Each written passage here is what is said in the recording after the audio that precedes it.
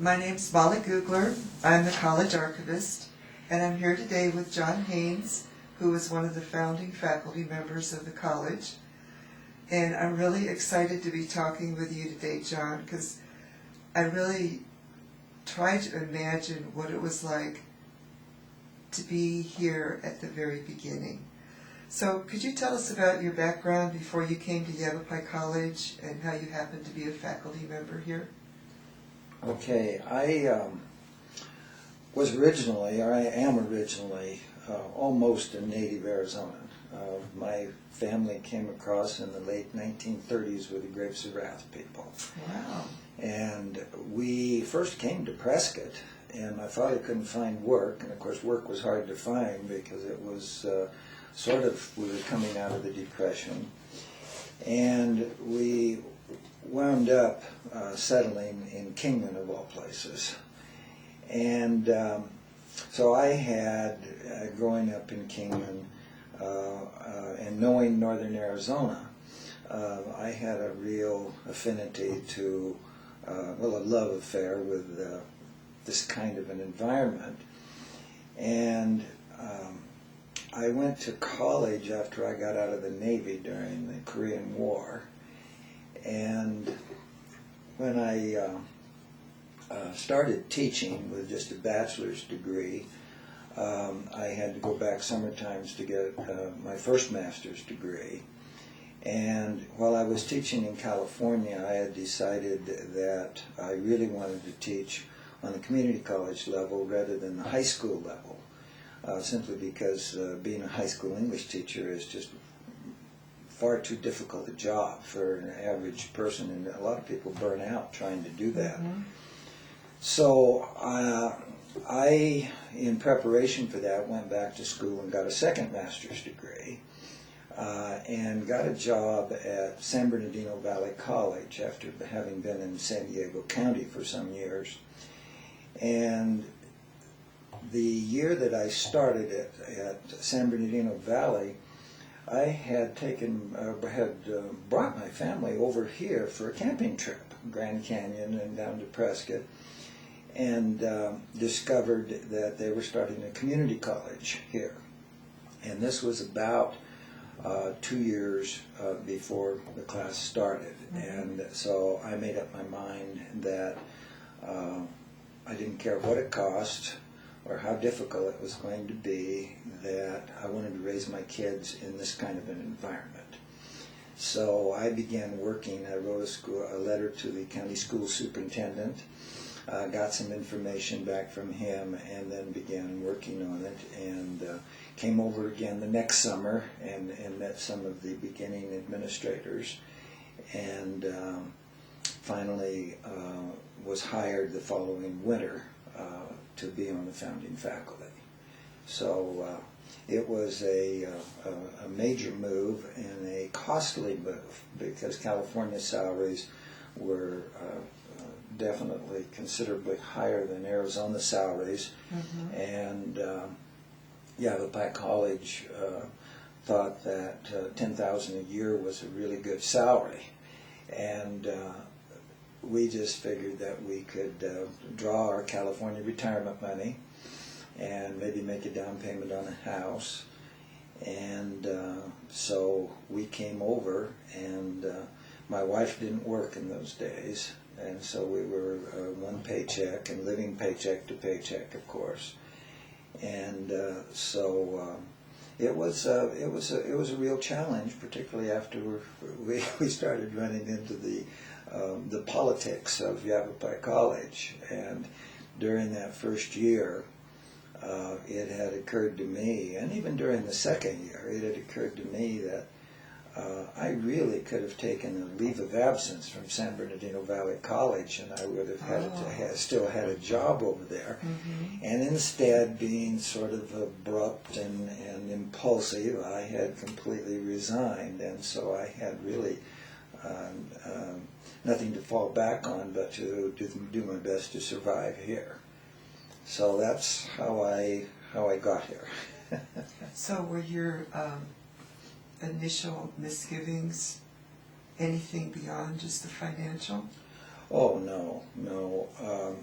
during the first year, we had, I don't know, 25 to 30 founding faculty members. And during the year, we had what you could only call a repressive atmosphere. And the dress code, which people have talked about considerably, and it took some students threatening lawsuits. Dress code for the faculty, which in some cases isn't bad because faculty can come in looking like slobs, but by the same token, one of my favorite stories about that was, and I should have used this the other night at the faculty dinner, that Lyle Minkler came to work with a turtleneck on one day, and the Dean of Instruction sent him home. Wow. He had to change clothes.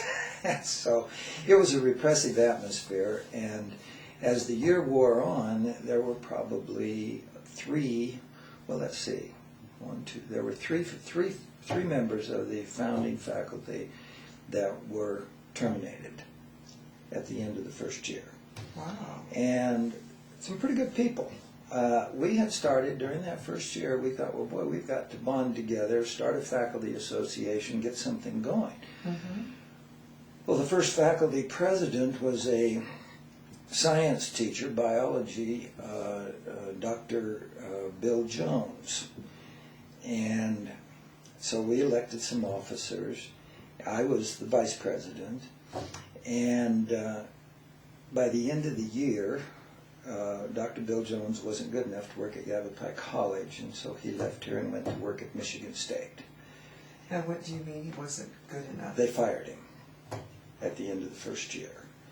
And so they fired two others, and then there was a math teacher that sort of just, I don't know what happened to him, but he kind of went off the deep end with the stress.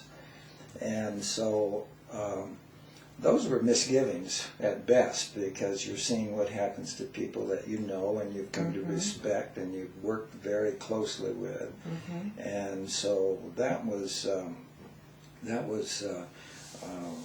very difficult. And my wife often will talk about how every night be on the phone and it would be politics and people talking this and that, and I mean That's really stressful. It was very stressful. And so as we were talking a little bit ago, the first dean of continuing ed was really a great fellow, and we had classes all over northern Arizona, as everybody has talked about. We did Page and Peach Springs and Tuba City and so forth. And any time that Vince Salmon was his name, he would ask, would you go observe a class for me? Why, everybody, sure. I mean, you'd fly to Baghdad or you'd go wherever. And I went with him to Page or Tuba City, and he was as frustrated as we were about the repressive atmosphere. And we were driving down that long road going toward Flagstaff at about 11 o'clock one night, middle of the week. And he said to me, he says, damn it, Haynes, he says, we ought to write a novel about this place. So I said, let's do it. And so I said, you write a chapter and I'll write a chapter and we'll look at it. And so I started at that point, I wrote a chapter, and he wrote a chapter, and his didn't hang together very well because he didn't really have the training to do that. But I rewrote his chapter later on, and he kept pushing me to do this and pushing me to do this. And so by the end of the second year, we had the people fired at the end of the first year. By the end of the second year, the way that we would get our jobs back, you had to go in and do an interview with the president of the college and the dean of instruction. And they would grill you, essentially. And I can remember the first president asking me what I did when he fired the first dean of instruction. And Of course, I told him the truth that I went out and overindulged on some alcohol. This is really what it amounted to, because it was traumatic. The guy that hires us gets fired out from under us, and that happened only 2 months into the beginning of classes. Oh, wow. And so I'll never forget at the end of that first year, or the second year, this has gone on, and after that first year, I just figured that the axe was going to fall any time. I went in for the interview, and finally the president said to me, he says, "Well, I haven't seen much of you lately." And I said, "Well, my behavior's been impeccable, Dr. Barnes." And then he looked at me, and this was, I thought, a very clever line for him. And he says, "You must be bored," he says. And so that was probably 6 months before he got fired. And so it was, trying not to be overly dramatic about it, but the first 2.5, 3 years were sort of a bloodbath kind of thing. Sounds like a rough start. It was very difficult, and I can recall that at the end of that very first year, and Dr. Jones had been fired, and he'd washed his hands and was job hunting. And I thought to myself, well, I got to be president of the faculty association next year. I better call a meeting. Well, we never did our meetings on campus. We were afraid to have them on campus. So I called a meeting and out at the, what's it called, the little, gosh, I can't even name it, but it's the little pub on the way out to the airport on the right, just past Granite Dells. I said, well, I'll call a meeting. Pinyon Pines? Pinyon Pines, yeah, we'll come out, we'll have a meeting at Pinyon Pines. So I called the meeting and got the word out to the people and so forth and so. And it was absolutely classic, because I went out there 3:30, 4 o'clock in the afternoon, and nobody showed. Faculty meeting where I was the only one there, and that was indicative of the stress and the pressure, and I have seen faculty members under a time of stress. Well, I think of one in particular whom I certainly wouldn't name, but would be quizzed about what we're doing and how we're doing this, and so forth, and I've seen them literally break down and bawl. Wow. Under the stress. And so the question you have about the relationships with the faculty and the administration, Mm-hmm. I guess tense in capital letters would have been the way that it had to go. Why do you think things were so repressive? Do you think the administration was trying to placate the community members? Because I know Prescott was a fairly conservative place at that time. Or do you think it was simply their own mindset that that's how they wanted to operate? I think it was both. There was certainly the community had this, the community was soured on Prescott College, mm-hmm. because this was the time out of the 60s, and you had the hippie environment and the mm-hmm. revolutionary mentality, and a time that I always thought was the most invigorating to teach school in my entire career, because those kids might have looked like hell, but boy, they really were into things, and they were active and they were involved, and I think that was part of it. But I can recall a time when the first summer that I was here, I used to I'd go into the administrative offices down on Cortez Street, was the college's administrative offices, about once a week. And Dr. Cleveland was the first dean of instruction, who was terminated very early. I'd go in and he'd say, how much time you got? And I'd say, oh, I don't care, whatever, in the middle of the summer. He said, let's go for a ride. And we'd get in the car and we'd take off and we'd go riding around town, and Dr. Hunt, who was the first dean of business, would be with us.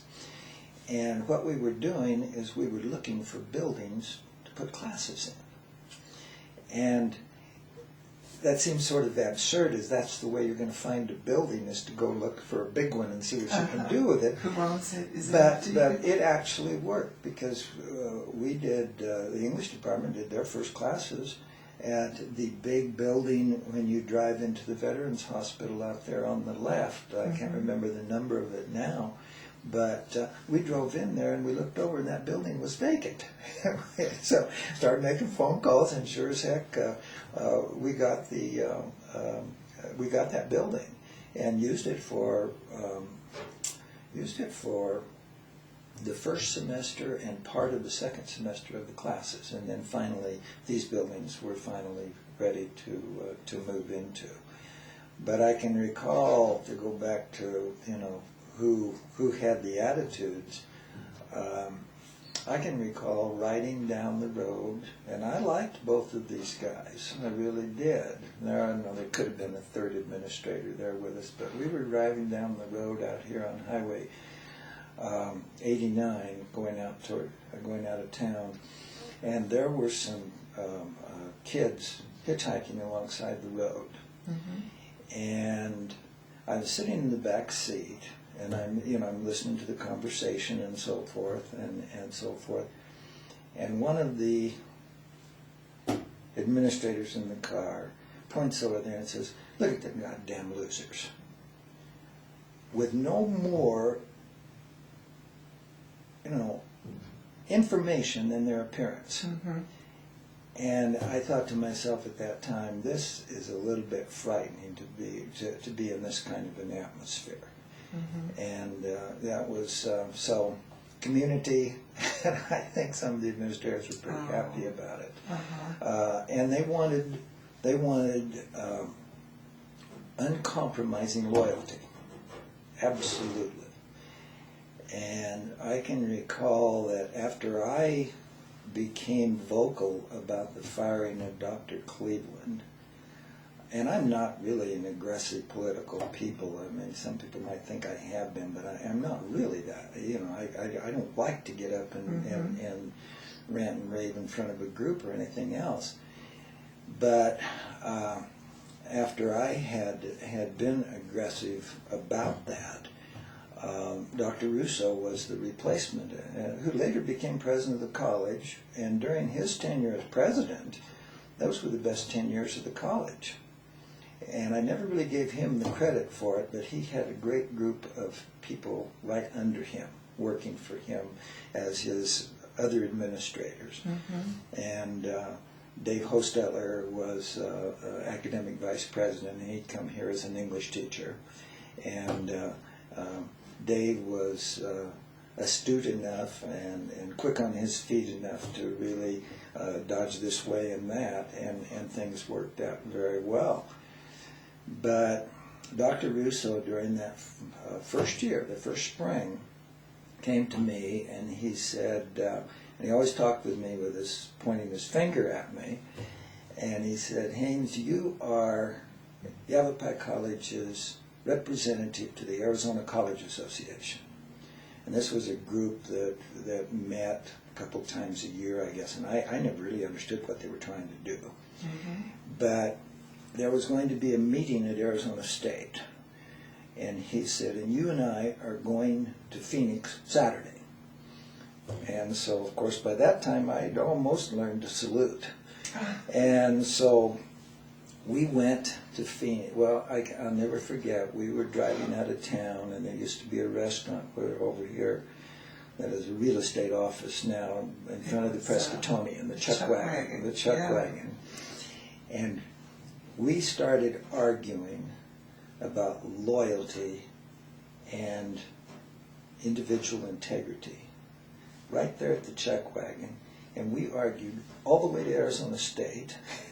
We got out of that meeting, we went back and we ate at a cafeteria coming out of North Phoenix there. We got back and we argued all the way back to town. And I tried to tell him that, an institution of higher learning, it should be a marketplace of ideas. You should be trying to get the best that people have to offer out of it. And that just was not the orientation, at all. And so that's kind of been a thumbnail sketch the first couple of years of how things were going and how they went. Well, I had no idea that it was like that. I'm very happy you stuck it out.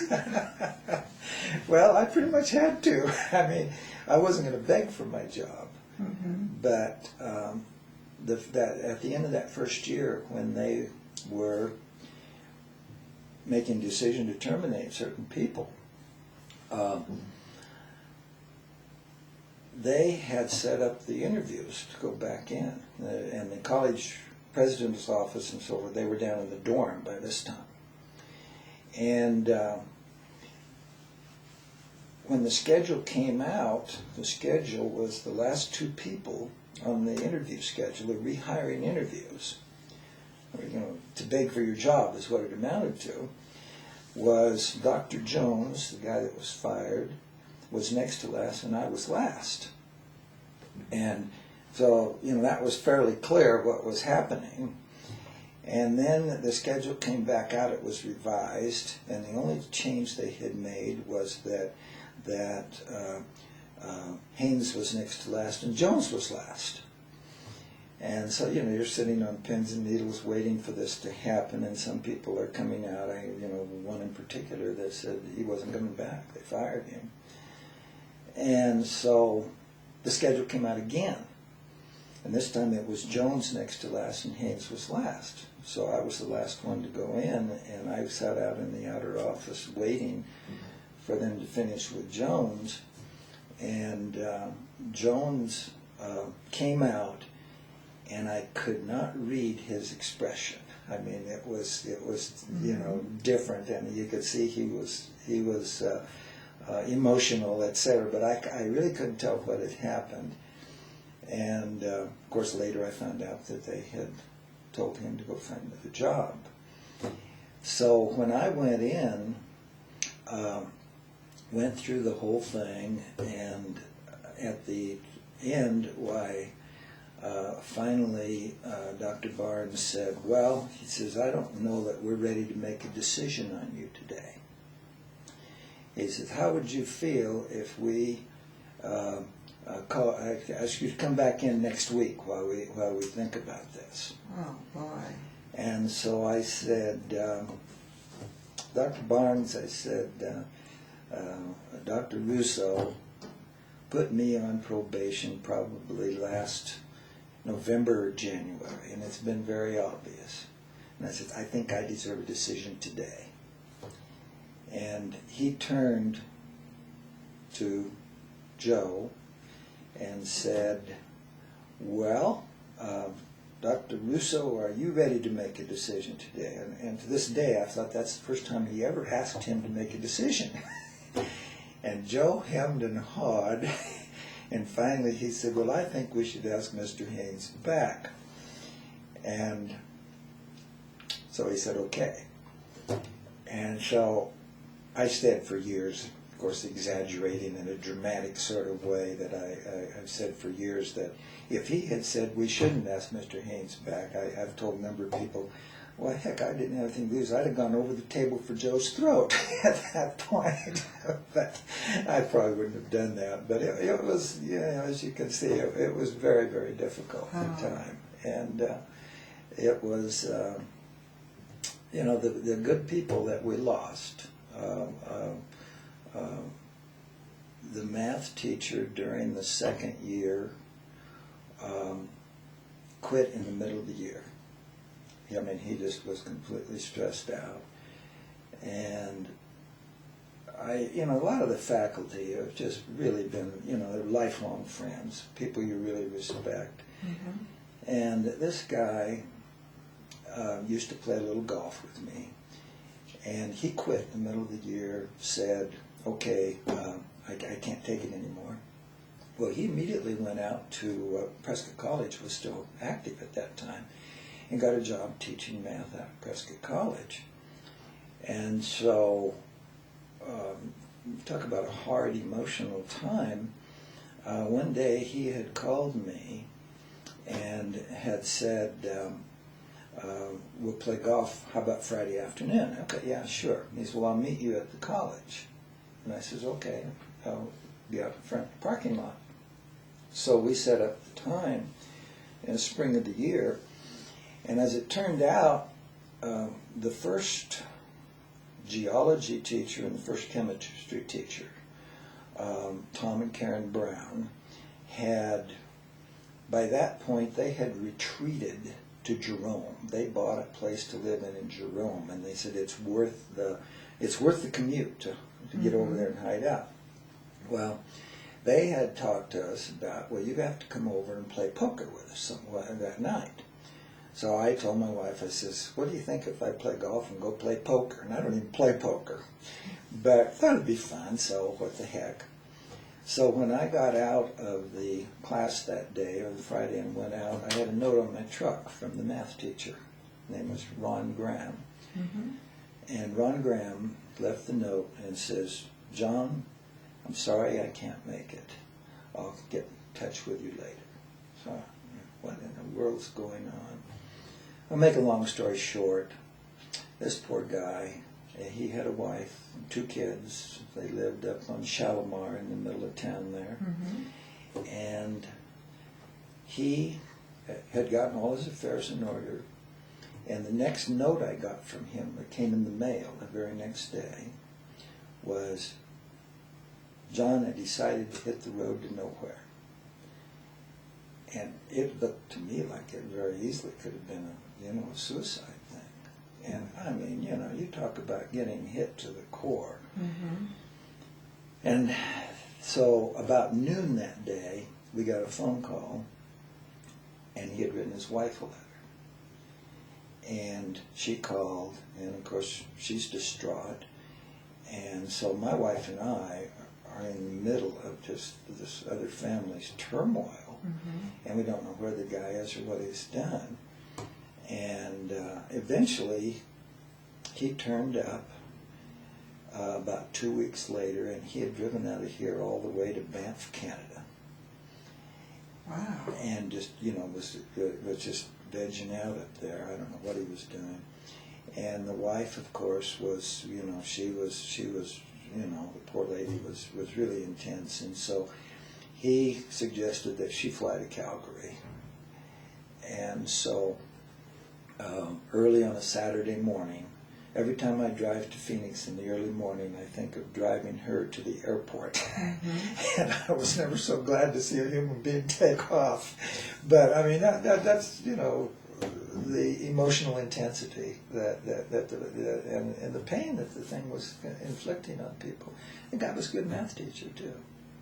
Oh, it that's was something incredible. else. Yeah. Well, I don't know how you all did it, but somehow you stuck with it. The college has somehow been able to flourish since those first few years. Mm-hmm. From what you're saying, it sounds like it was pretty much an impossible situation, but I'm glad you were able to keep yourselves together and stay on track through it all.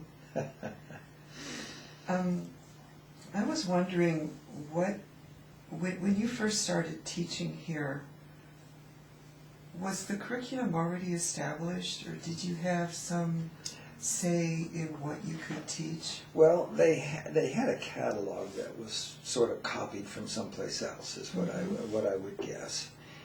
And the first teaching schedule that I looked at, I went into Dr. Cleveland that summer ahead of time, and I'm looking at it. And later on, I was sort of the, I don't know if it was interim or just temporary or what, but I was the first English department chair.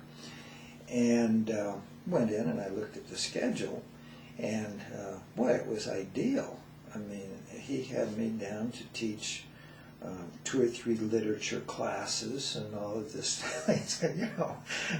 plum courses. And so I finally went in and I said, Ray, can we talk about the schedule? And he said, well, yeah, what's up? What do you think? And so forth. And, I say he was a really nice guy. And I says, well, I think it's time we got down to the nitty-gritty because we've got to get these kids ready for transfer English and they've got to take some composition classes. So we rewrote the whole schedule with the composition classes and didn't even have any literature classes to start with. And so, I had a lot to say about the beginning schedule, the beginning assignments of classes, and I wrote, I think there were a couple other English teachers. Dorothy Goldie was involved, and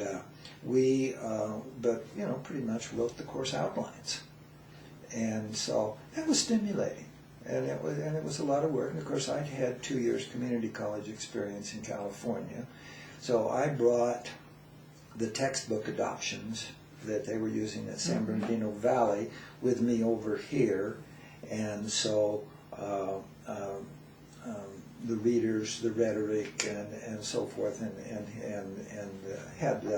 had all of those, and I said, well, you got to order these books, etc. And of course, the bookstore I think was down on Granite Street in a garage at that time, and I had a lot to say about it, and you could pretty much write your own schedule. So that was stimulating. I mean, it really was. And I remember the first time we ever socialized with that dean of continuing ed, Vince Salmon.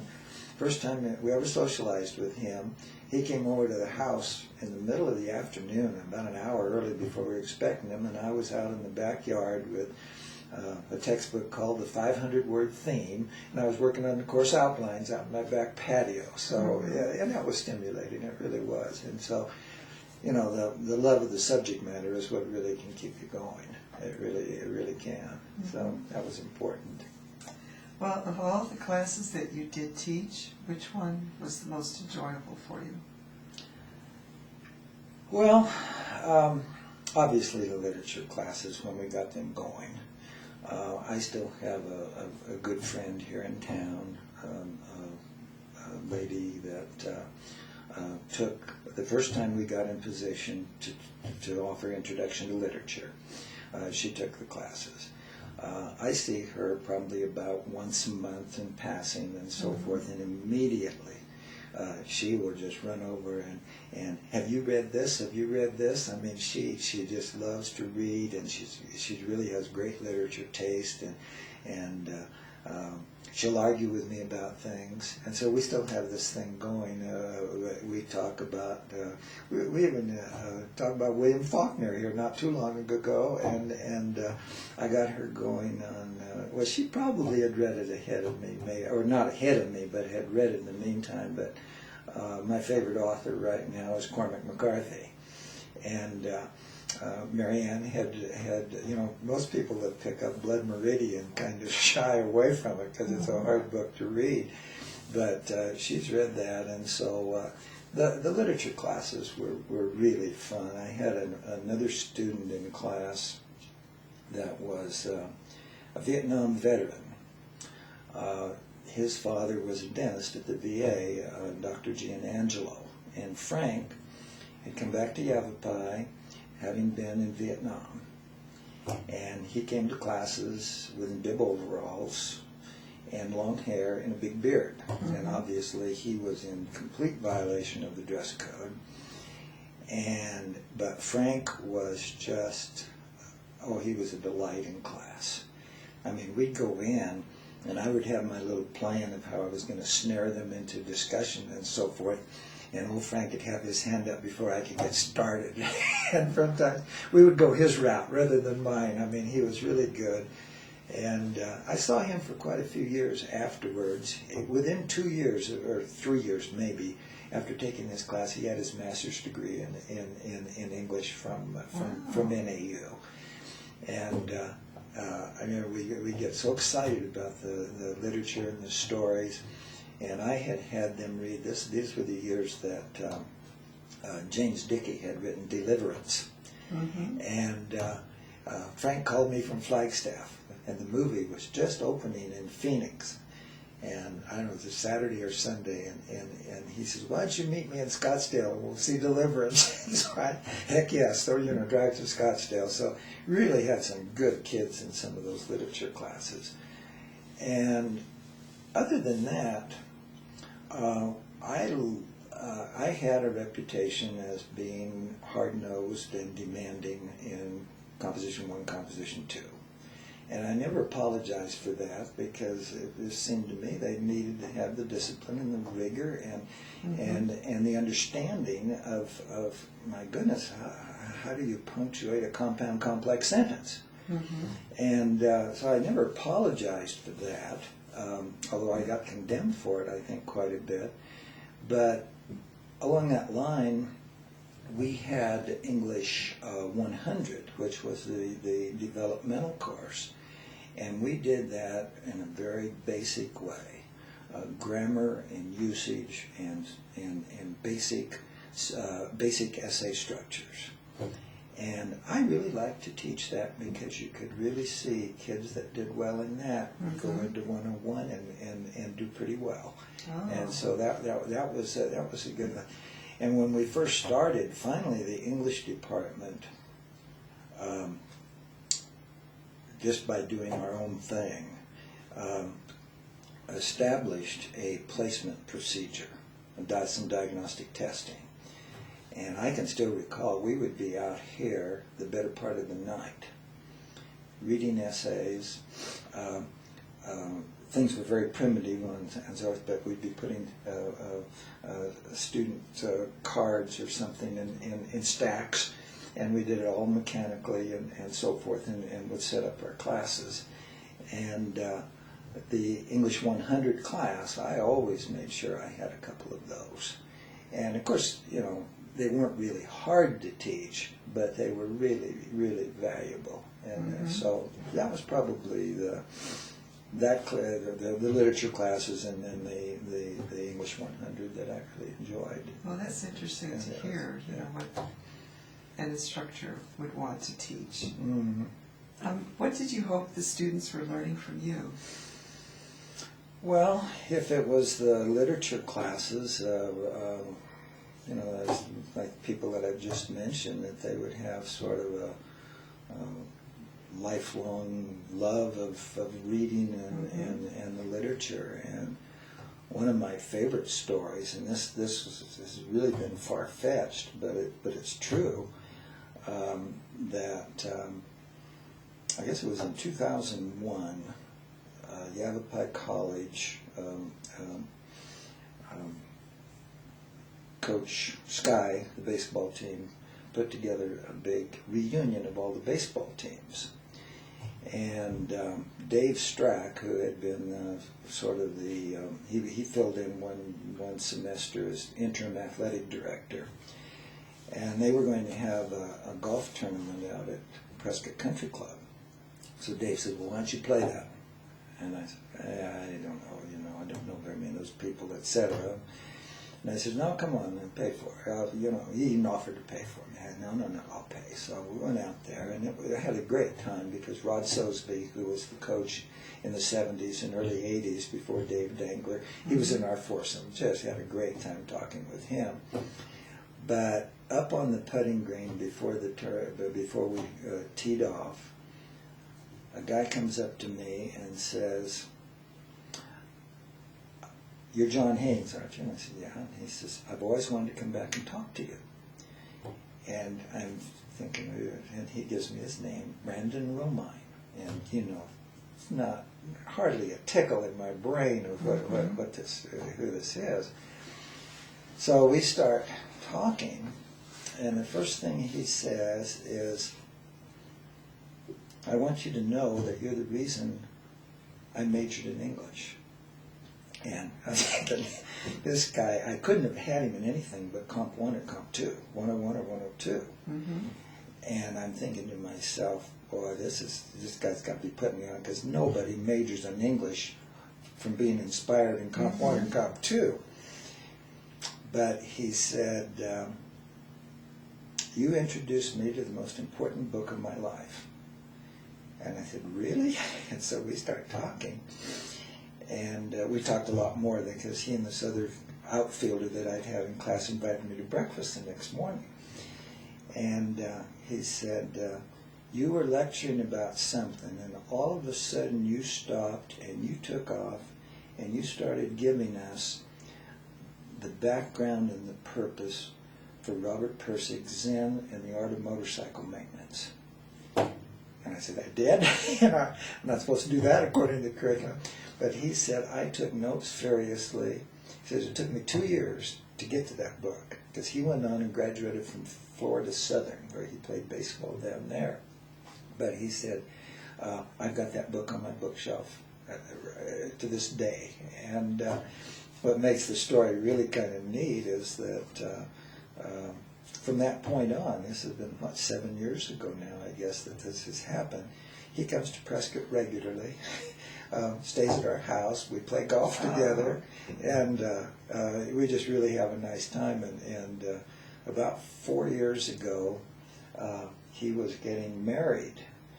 And so by that time he had met my wife, and he said that he and his wife had decided they wanted to get married on the courthouse square in Prescott, or get married by the Justice of the Peace, and then go outside for the pictures and so forth. So he said, I know this is asking a lot, but would you and Carolyn stand up for us? Oh, wow. And so that's pretty emotional. And so we have all those pictures, and we, of course, we know Molly now, and they live down in Chandler. And every time he comes up, we talk books. And he likes to read. He works for State Farm. I'm an English major working in the insurance industry. I quiz him about that now and again. But those are, the love of the reading is probably, and a respect for the language is what you'd hope to do. Years back, Don C., when he was still in the English department, and he and Hostetler, neither one liked to admit they were English teachers, but they were, and they were darn good at it. And C came to me once, and he said, we were due to rewrite some course outlines and English 101. And he came to me with the idea that, why don't we revamp it into a thinking writing course? And what he had in mind was, let's do a general semantics orientation as a part of our basic structure, our activities in class, and so forth. And when I finally figured out what he was doing, I immediately said, well, okay, we're going to have to adopt as our textbook S.I. Hayakawa's Language and Thought in Action. And he says, well, that's the book I was thinking of. And so we did that for about 5 years, and that was really rewarding. And I really wish there was still a thrust along that way, because as Neil Postman said in one of his books, he was also the general semantic stuff, wrote Teaching as a Subversive Activity and so on. And as Neil Postman said, that you have to give students built-in crap detectors. And I love that quick statement. And we could learn to wade through all the political spin if we all had built-in crap detectors, and we wouldn't have to waste our time listening to all of the, we used to call it gobbledygook. But that was really as I said to some of the colleagues, I learned an awful lot. I'd been teaching for 10 years, but I learned a great deal from the colleagues, the people that I worked with. Even after I was 10 years, I felt like I never really knew my subject matter or had really clear goals until I worked with Dave Hostetler and Don C. And a third English teacher who was really basically a reading teacher was Jim McCaskill, that we had hired here. And that's a whole other story of how we got a reading program finally started. We got McCaskill hired about 1974, I think it was. So he taught here for 3 years. And was a really good teacher and really cared about what he was doing. So it was a lot of fun. Yeah, it was great. Did you learn anything from your students that surprised you, that you didn't anticipate?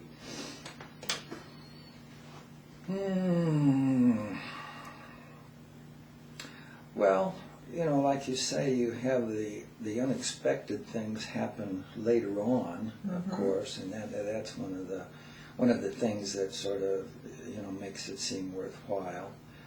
I guess one of the things that I don't know if it's exactly from a student or not, but one of the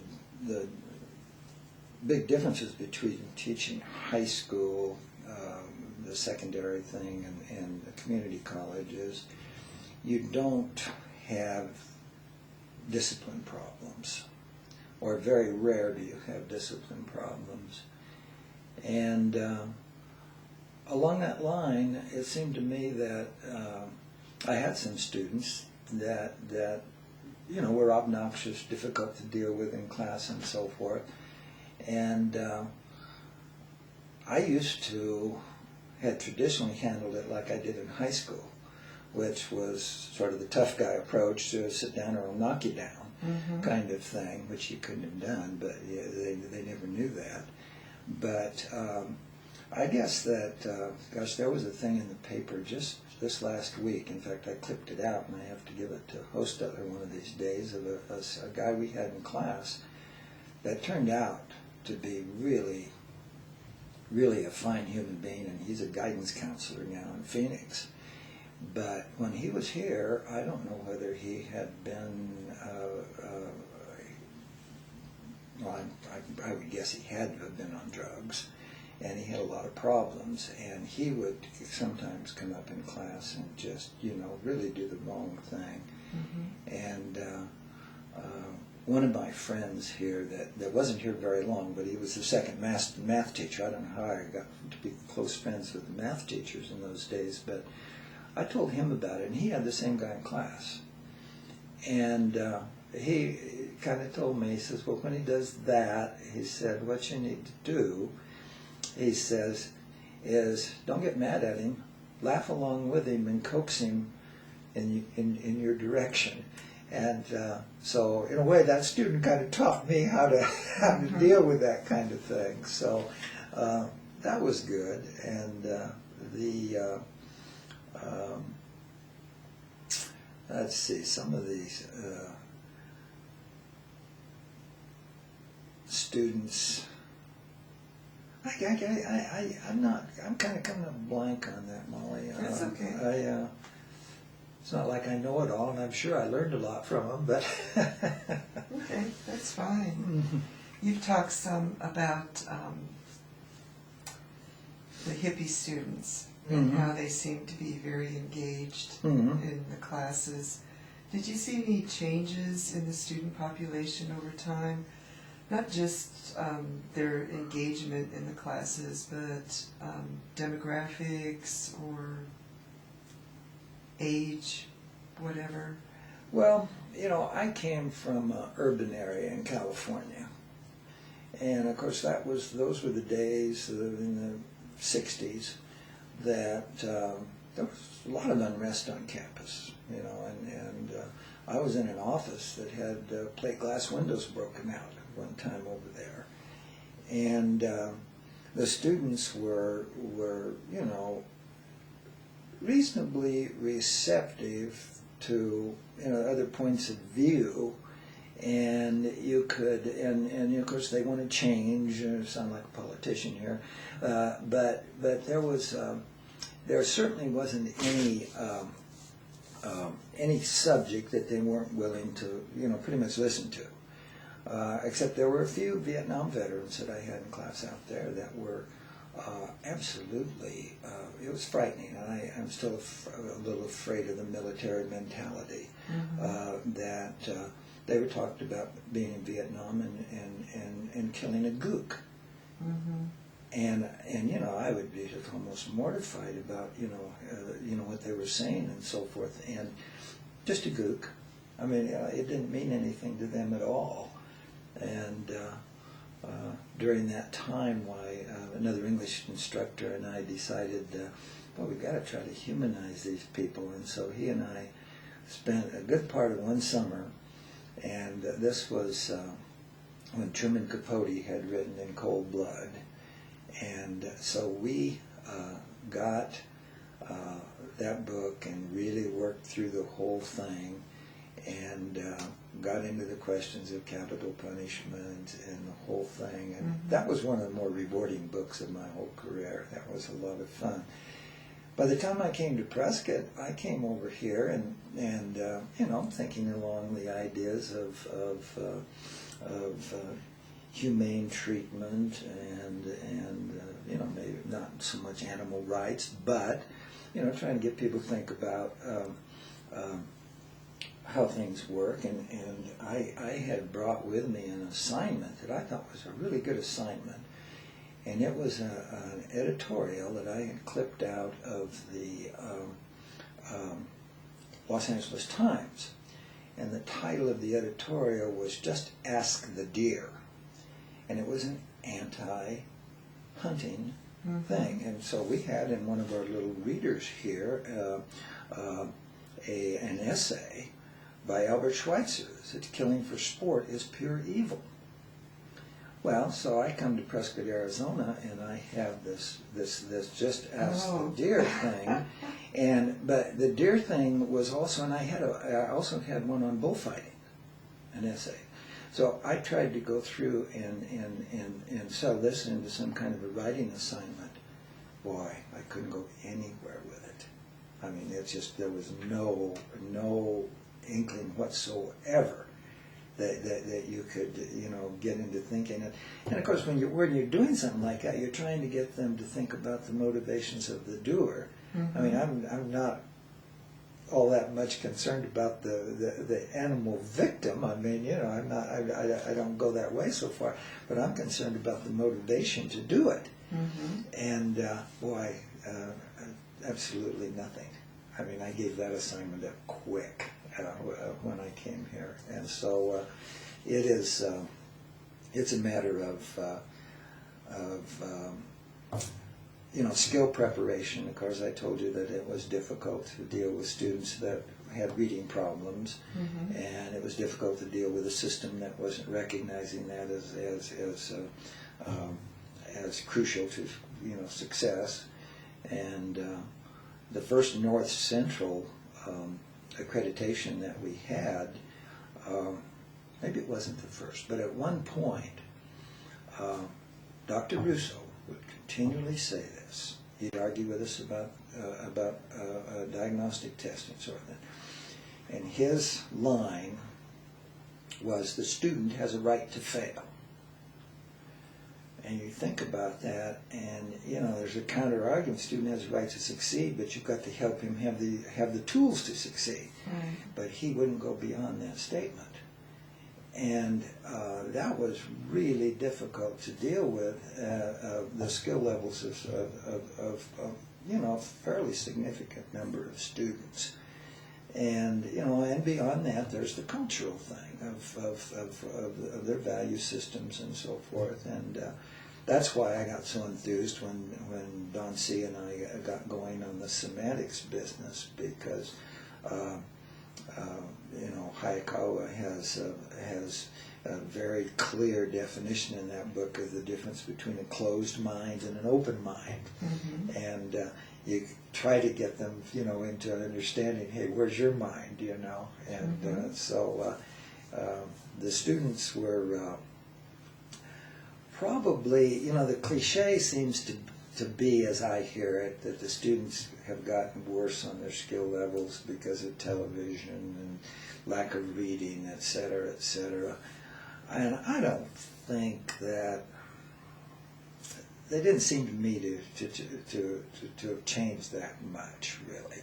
Of course, you always wish they'd read more, but I found the students, once we had the diagnostic testing in place, you know, I found that a student that could score, probably 11th grade, maybe 6th month on the Nelson-Denny reading test, if they worked real hard, could pretty much make it in English 101. Mm-hmm.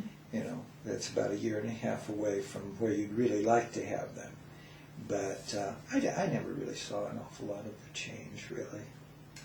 I know working in the library, especially at the reference desk when the students come in, what I'm seeing now is that a lot of the students are really focused. Mm-hmm. And as you were saying, you know, all this other stimulus that they have, cell phones, Yeah. MySpace, Yeah. everything else. Stuff I don't even know what it is. Yeah. They come in and their questions, you know, they may not be able to word their question exactly the way it could be worded, but I get a sense that they really want an education. And it's very pleasing for me to see that, because for a while there I thought there was this little dip where I wasn't quite sure why a lot of the students were even trying. Why did you sign up for this class? You know, but just the last couple of years I've really noticed that they really want to learn. Yeah, I got in major trouble with one of the counselors at one time because I advised a young lady that maybe she ought to try a fast food job. And she ran down and told one of the counselors, but she wasn't doing anything. She wouldn't work. I mean, she needed time to grow up, and that's not really an insult. I mean, do something that will occupy you while you mature. I mean, I didn't get to start college till I was 22 years old because I was in the service. And those 4 years, as painful as they were, and as tedious as they were really valuable in helping me sort of finally center my attention and get a direction in life. And so I didn't think it was that bad a thing to say, but obviously it was. Well, you know, it takes people a while to grow up. Right. I know for my own sake, I had to drop out of school for 6 months just to make some money, because I was putting myself through school. And when I came back after those 6 months, my whole mental attitude towards school was just very different. Yeah. I wasn't just going through the routine, you know, check off the classes, check that one, check that one. It's like, no, I want to learn this, and I want to know that, and do this and that. Yeah. So, that's what Persick says in motorcycle maintenance. Is an old-fashioned word called gumption. And you got to, somehow you have to get it. You'd be on the train track with your headlight pointing straight down the track. A great metaphor. This is a personal question. Okay. Did you ever have any of your own children in any of your classes? Yes. And I don't know if anybody ever thought that I shouldn't have done that. But my oldest daughter, Sharon, graduated from Prescott High in 1977. She had won, while she was at Prescott High School, the National Council of Teachers of English Writing Achievement Award, which was for an English teacher's daughter, just, great. And Sharon was motivated, as often the oldest child is, and she wanted, and I'd always told my kids, you have to go to Yavapai College, because we don't have the money. And so she started when she was probably a junior in high school, taking classes out here. And she took freshman English from me. I didn't tell her to do it, but she asked if that was all right. And privately in my own mind, I believed enough in what I was doing that I thought to myself, darn right, I want her to know what I've got to offer in this class, and I don't apologize for that. And so I can't recall for sure, but I probably had Sharon in both Comp 1 and Comp 2. And when she graduated from Prescott High School, she had 35 or 36 hours of Yavapai College credit, straight A's, transferred all of those to the University of Arizona and had her bachelor's degree in 3 years. Wow. And it just worked perfect. And she's now an attorney in the city works for the city of Phoenix and defends the city of Phoenix on liability cases. And a really stressful job, but yeah, I had her in class, and boy, I was proud of her, and I worked her really pretty hard. And then my second daughter was sort of headstrong, stubborn, mind of her own. She wouldn't come near one of my classes with a 10-foot pole. She wasn't No way, about Dad. to. I don't remember when you retired. 1996.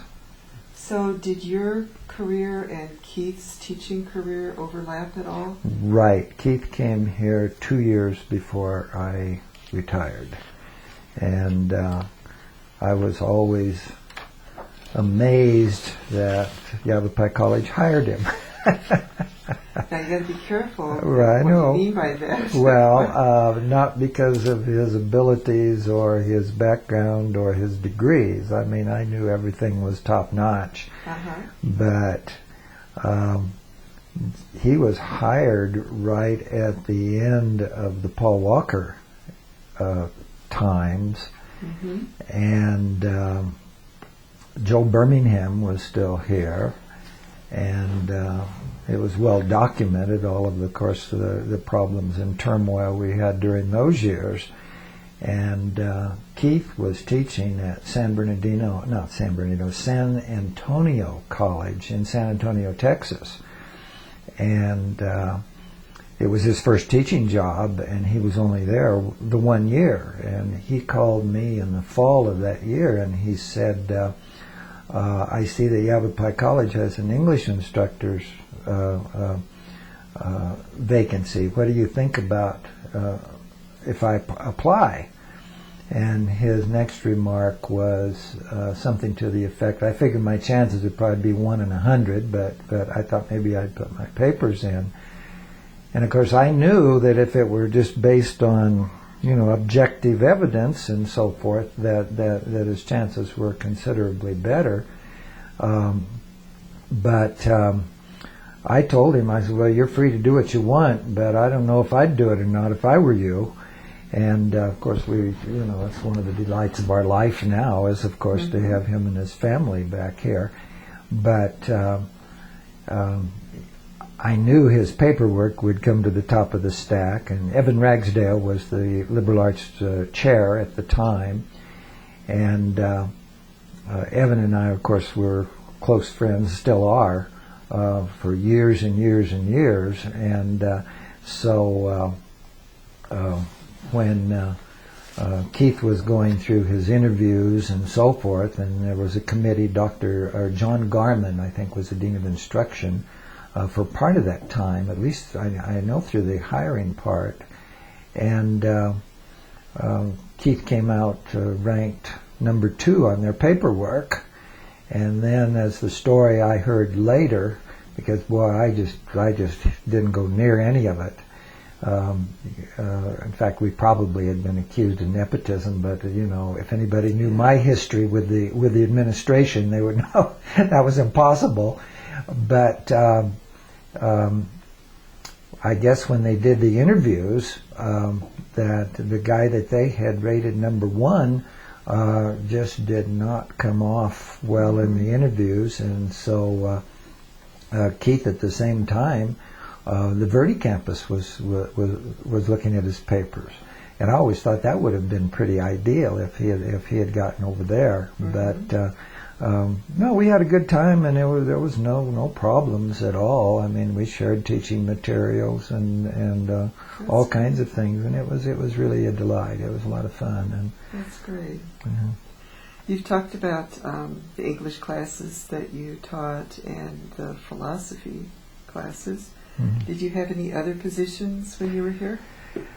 Well, I was in and out of being the chair of the English department so many times I can't even tell you. I was English department head right at the beginning. I think probably in the first 2 or 3 years, probably Joe Russo fired me out of that job, which didn't make any difference. She didn't get anything for it. There was no salary or release time or anything. And then I think I was back into it by the time that Joe got to be president in 1974. And then at that point, I did do the division chair for 5 years for Liberal Arts Division from 74 to 79. And I really couldn't wait to get out of that because I enjoyed the teaching, and once you're doing that job, it's just too much friction can develop, and everybody comes to you with their problems and so forth. So that was pretty much it. I served on faculty senate for years and years. Used to do the minutes. I wonder if those things still exist. Because I have faculty senate do you really? minutes and archives. You ought to take a good look at them sometimes and see if you can find places where they're written in Ernest Hemingway style, and then look over somewhere else and you'll find some real long William Faulkner sentences. And that was the only way I could motivate myself to do them is to play games with them. Oh, so only an English instructor would do that. Well, I can recall, I don't know who it was that was on faculty senate. Maybe it was Dave Hostel, I don't know. And he'd say, well, who do we have this week, as far as the style was concerned. And then I had really resisted or avoided the idea of ever being faculty association president, just because there was so much visibility to it and a lot of stress, and I'm not built that way. But finally, during the Paul Walker years, it finally came around that I had to do that 1 year. And that was an interesting experience, that 1 year with Paul Walker and Dan Hann and Joe Birmingham as the chief administrators. And it was kind of an amazing year in a lot of ways. It was... for some reason, I don't know if Paul Walker will ever see this or not, but I'll bet he would agree, Paul Walker liked me.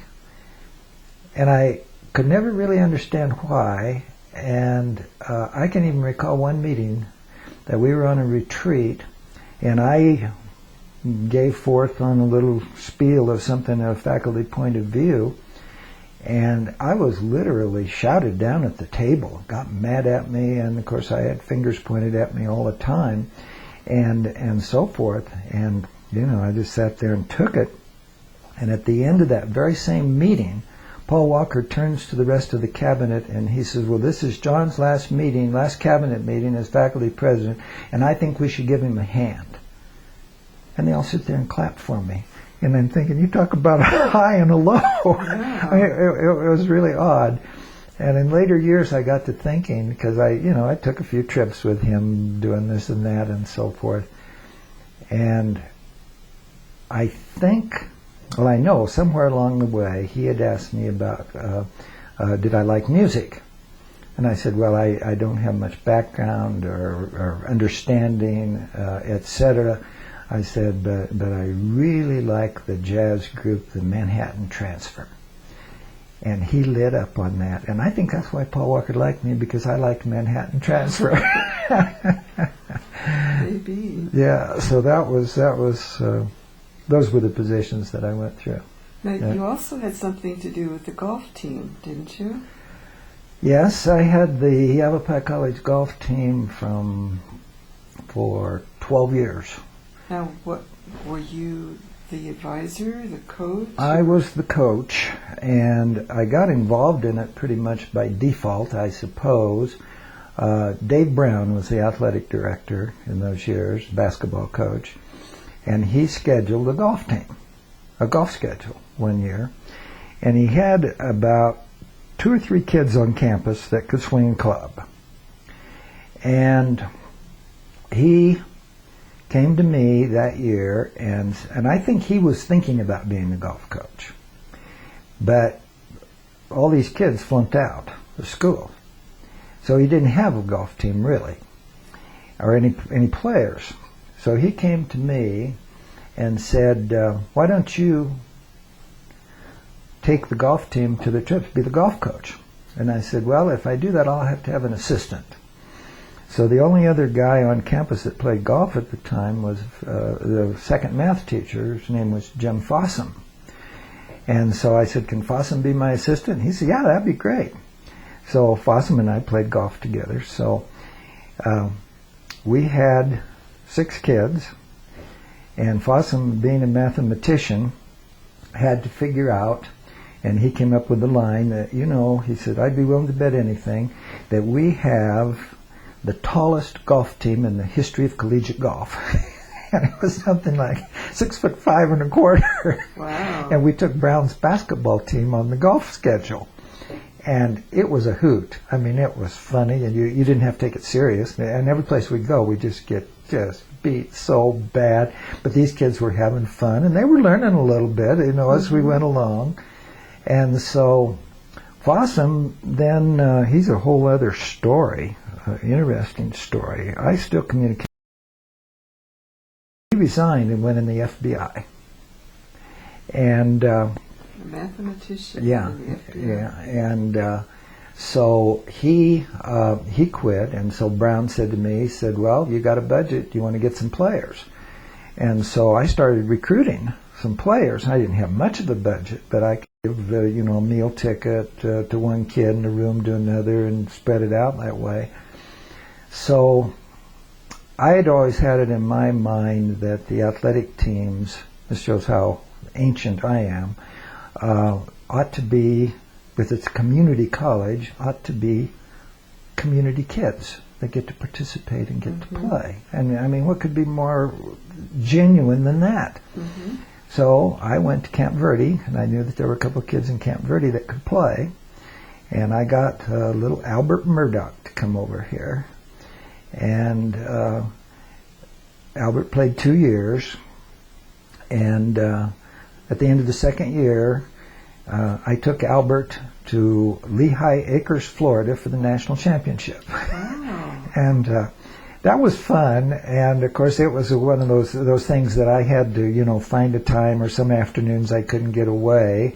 And the head pro at Antelope was a good friend of mine, and I'd say kids need to play, send them out the backside or whatever, and I'll try to get out there later. And then some days, of course, I could get away and I'd go out and play with them and keep track of them a little bit.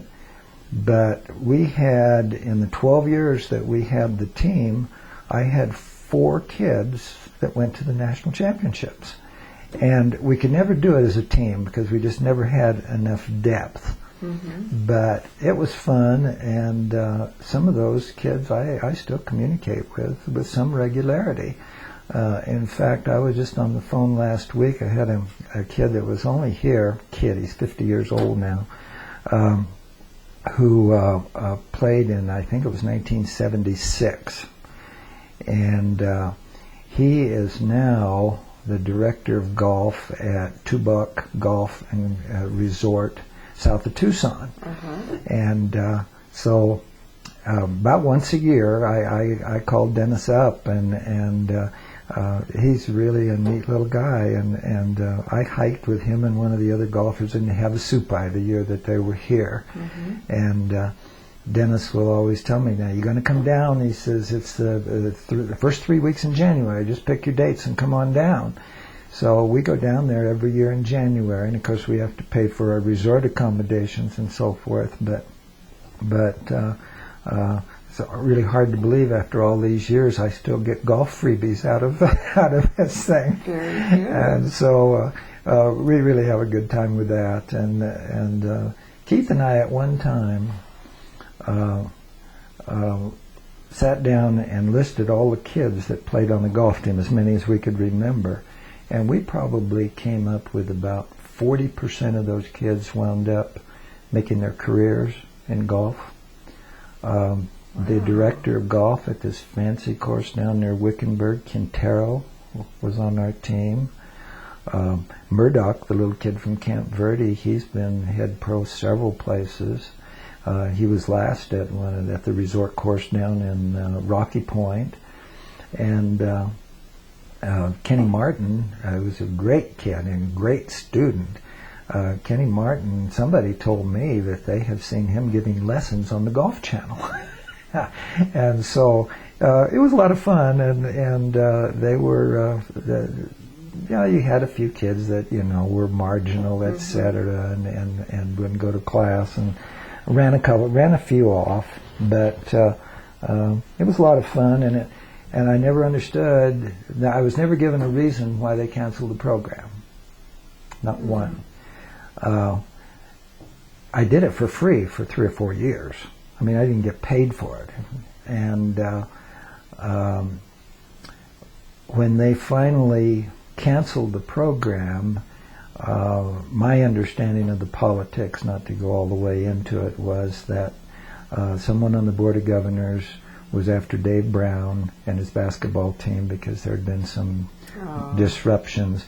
And so it was a political thing. If you're going to get rid of basketball, you got to get rid of this and this. So they canceled men's tennis, girls softball, the golf team, and men's basketball. And so that was particularly painful because Keith was graduating from high school at that time, and he had intended all those years that he was going to play golf at for Yavapai College. And he graduated from high school in 1983, and the golf program was canceled. Oh. And I was so furious at Joe Russo over that, because it wasn't that Joe could have saved it. He was still president of the college. It wasn't that he could have saved it, but he could have tried. And he just sat there with his mouth shut. And so for, I don't know how many months, every time I saw him, I just went the other way. I wouldn't talk to him. And finally, one day, I was walking down by the old business office down there in Building 1, and here he comes around the corner, and he spots me, and I'm trying to go by him. And Joe and I got along, socially quite well. And he grabs me. And I said, "Get away from me." And he grabs me again. He literally tackled me in the office hallway and drags me into the boardroom. And so I unloaded on him. And he said I was right. He says, "Well, I could have tried." And so Keith came to Yavapai College, and he was a crackerjack high school golfer. And he never got to play college golf. And so that was tough. Yeah. He doesn't like me to tell that story, I'm sure. I think I may skip through some of the questions, but I'm curious, of all the courses you've taught and the positions you've held, what accomplishments have brought you the most satisfaction or pride? Well, let me just tell you one that I feel good about, that makes me look like a martyr, but that's all right. I talked about we did not have any placement testing. We did not have reading classes. There were no reading classes. We had no learning center. In fact, there wasn't really a learning center until we got federal money in 1977. And I had kept saying we got to have some reading classes. Well, Joe Russo was the dean of instruction, and Joe stonewalled me on that. And he would say, "Well, my reading tells me that it doesn't pay to have that on the community college level." And I said, "Well, let me read what you've been reading." And of course, he wouldn't do that. And so, it was back and forth. So finally, I had spotted that there was a summer program for 6 weeks, I guess it was, at Cochise College that was the teaching of reading and bilingual education in the community college, and it was a summer program for teachers. So I went to him with that brochure, and I says, "If I go to this, can I teach some reading classes next year?" And he hemmed and hawed, and he says, "Okay, you can do that." He says, if you do it. And I said, okay, I'm working on the schedule. I'm going to put down 3 reading classes. I'll write a course outline. We get it in the bank right away. So I did that. So I spent that summer for 6 weeks commuting every weekend to Douglas, Arizona, back and forth. And I went to the Institute, and all I did was, I could have cared less about meeting the requirements of the Institute, although I did get a little money out of it, but not much. But I went back and forth, and I picked the brains when I was down there of the people that were, doing this kind of work. And so I got some really good material. Someone would give me stuff and so forth. So I came back up here, and I had realized that in order to do the reading classes and to really make any progress, I needed to see those kids every day. And so Joe always reviewed the schedule. Well, I slipped this by him because a 3-hour course, meeting 5 times a week, didn't jibe with the way they did things. But I wrote those reading classes in there for Monday through Friday. And I had 3 reading classes, 5 times a week. It was my whole teaching load. And I got some good books to use and so forth. And so I came back, and he hadn't picked up on that. So that was my teaching assignment, and I taught the 3 classes and had pretty good enrollments. I mean, I had 20 to 25 kids in each class. And so once I got into a pattern of what I was doing, it wasn't that hard to do, but it wasn't what I wanted to do. And so Joe came to me and said, well, he says, if this is going to go, he said, you're going to keep doing this. He said, you've got to prove to me that it works. This is important. And so I said, how do I do that? And he said, there's got to be a statistical analysis of your test results. Well, statistics and an English teacher are pretty far-fetched. But I immediately thought of my little friend, the math teacher, that was my assistant golf coach. And I said, okay, fine, we'll do that. So I gave pre-test, post-test, got all the test scores and the results, and Fossum came in with some kind of a formula that he wrote down and so forth, and then he sent me down to the business office, and I was cranking out numbers, the way statisticians do. And luckily we had a North Central evaluation at the same time. And the guy came in, and I cornered who this guy was from the Purdue Research Center. And that was his thing. So I took him in there, and he couldn't believe an English teacher was coming at him with this kind of stuff. So I showed it and showed him. He's great, great, great, great. And I said, okay, you go down there and you tell that Dean of Instruction that these absolutely work and that we need our reading classes. And he said, you bet I will. So that was when we hired the Jim McCaskill, because I had a reading position. I still feel really good about that. And during the same time, Don C. and I went down, and Dave Hostetler was Dean of Instruction at this point, and we told him that we wanted to use our office hours, and we'd find a vacant classroom in the afternoons, and we would split it up, and we wanted to use our office hours in a vacant classroom to be a learning center. And we were going to try to talk math to come in there as well. And so Dave resisted us for whatever reason, I don't know. But Don and I used to have a lot of fun playing around with Dave's mind, because the one thing that would always make him cave in would, if you were having trouble with him arguing about something you wanted to do, well, you'd make your case and so forth, and then one of the other of us would say, well, of course, we don't have doctor's degree, but, and Dave would just melt when we would say that.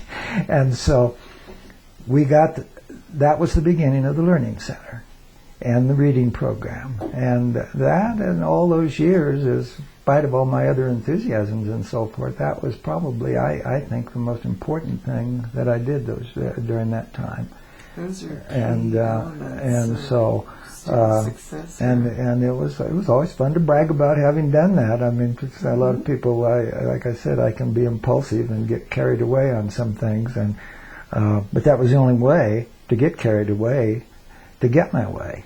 I mean, that was all there was to it, and so that was a lot of fun. Well, that's great. I'm glad you shared that, because I had no idea how the Learning Center had gotten started. Yeah, that was, forgot what the name of the program was, but in 1977, Jim McCaskill quit, the reading teacher that we had. And he'd been here, I think, 3 years, maybe 4. And that was when we hired Title III program and had funding, and that was when we hired, Dan Fishko came in as the head of the Title III thing, and that's when we hired Vicki. So Vicki was the second reading teacher. And so, from then on it just kept going. But I always felt that was probably one of the better things that I did here. It was what fun. Yeah, very good. Well, is there anything else you'd like to talk about that I missed? Well,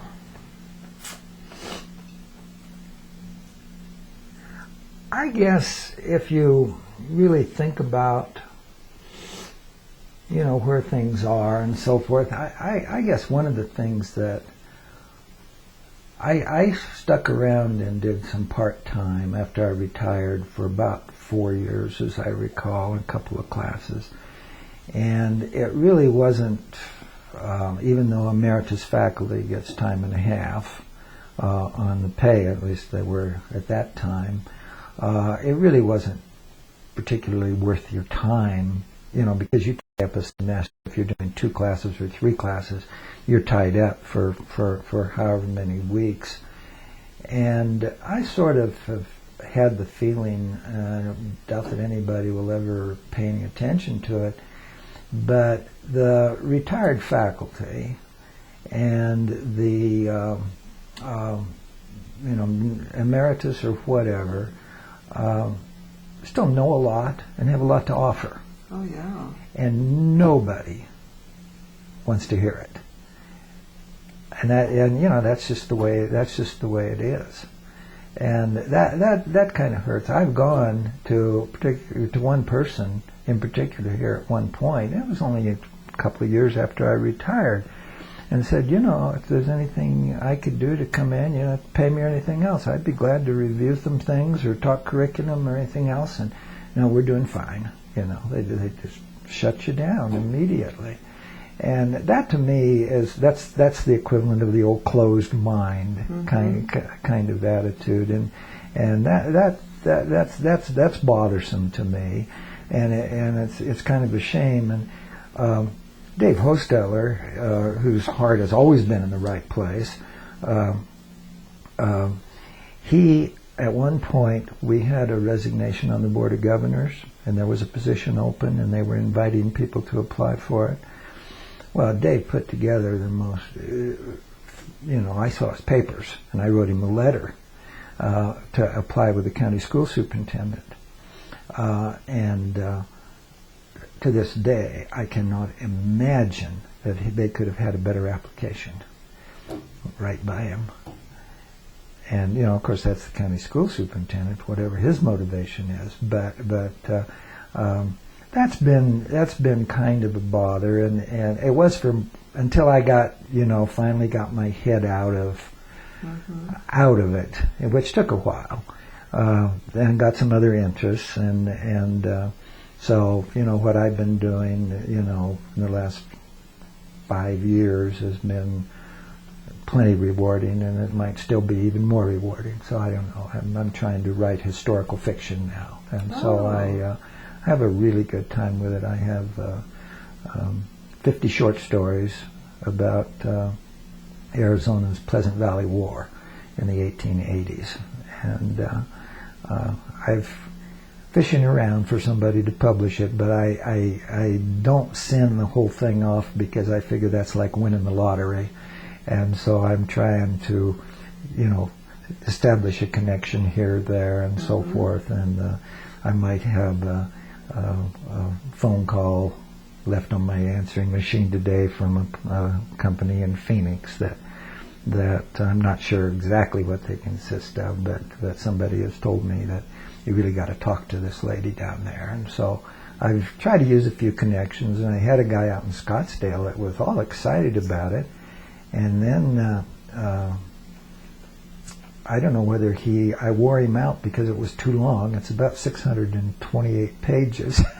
And so I might have worn him out on reading it. I don't know, but I've submitted it to a publishing company that runs contests off of things, and the last one I sent it to, they limit their manuscripts to 400 pages, which means if they like my sample chapters, I'm going to have to do a heck of a lot of work to trim that baby down. but it's fun. It really keeps me going, and my wife and I just got back from a 30-day, our 50th anniversary trip, and we took Amtrak and Canadian Rail to Nova Scotia, and rode the train all the way back from Flagstaff back there and Flagstaff back, and so on that trip I got to thinking to myself that at my age, I'm 74 now. I said, if you're ever going to do anything with that book, you better get to trying on it, because I'll just sit and not do anything, and it was. I got a lot of reward out of it myself. Mm-hmm. But I finally got mad at myself on the trip, and I said, darn it, I'm going to get more aggressive on this. So I try to do something about once a week of making a contact or sending something off. So we'll see. That's great. You're very youthful looking, John. Well, thank you. Well, I just have thoroughly enjoyed this. I'm so glad you came in. Well, thank you for doing it. It's nice to be interviewed. Yeah, it's nice to get it all off my chest. Oh, good. It's on the record now. Okay, sounds Thank good. you very much. Thank you, Molly. Appreciate it.